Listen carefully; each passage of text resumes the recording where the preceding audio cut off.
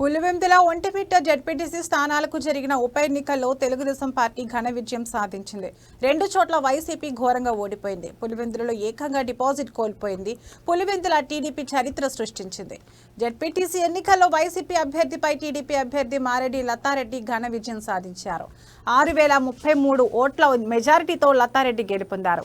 పులివెందులలో మొత్తం 10,601 ఓట్లు పోలవగా టీడీపీ అభ్యర్థి లతారెడ్డికి 6,716 ఓట్లు పోలయ్యాయి. వైసీపీ అభ్యర్థి హేమంత్ రెడ్డికి 683 ఓట్లు మాత్రమే పోలయ్యాయి. 30 ఏళ్ల తర్వాత పులివెందులలో జరిగిన స్థానిక ఎన్నికల్లో టీడీపీ ఘన విజయం సాధించింది. దీంతో పార్టీ శ్రేణులు సంబరాల్లో మునిగిపోయాయి. పులివెందుల జెడ్పీటీసీ ఉప ఎన్నికల్లో గెలిచిన లతారెడ్డికి సీఎం చంద్రబాబు సతీమణి నారా భువనేశ్వరి ఫోన్ చేశారు. ఎన్నికల్లో భారీ మెజారిటీతో గెలిచినందుకు లతారెడ్డికి శుభాకాంక్షలు తెలిపారు. ఓకే ఓకే థ్యాంక్ యూ మా. మీకు కూడా మా ఈ విజయానికి కారణం మీరు కూడా మా. అందరూ అందరం అవునమ్మా అవునవునమ్మా అవునవునమ్మా చాలా ఆనందంగా ఉంది మా. అవునవునమ్మా థ్యాంక్ యూ అమ్మా.